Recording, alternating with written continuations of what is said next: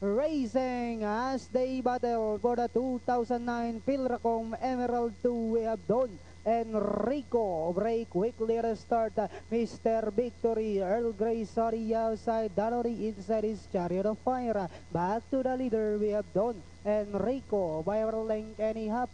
Mr. Victory in second. Danori inside his Chariot of Fire. Alongside comes Earl Grey.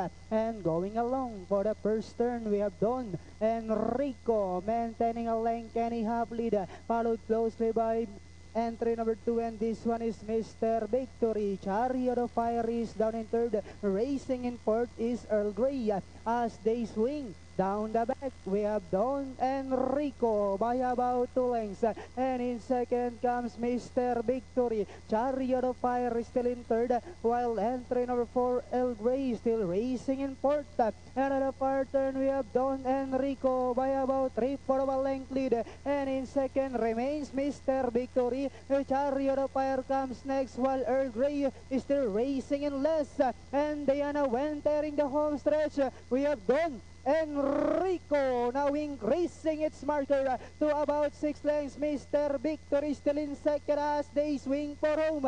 Don Enrico now increasing its marker to about 8 lengths, followed by Mr. Victory. And nearing the finish line, the winner of the 2009 Philracom Emerald 2, Don Enrico. Second is Mr. Victory, Chariot of Fire, and Earl Grey. Nakatikim ng 2 palo itong si Don Enrico, galing kay FM Raquel Jr. No? At ito yung ating kwartos, 18, 24.5, 24.5, and finishing a fast clip of 25.5, 132.8 ang preba po ni Don Enrico. 3-2-1-4, yan yung ating unofficial placings para sa ating race number 5. At maya-maya po lamang makikita na natin yung ating mga dividendo.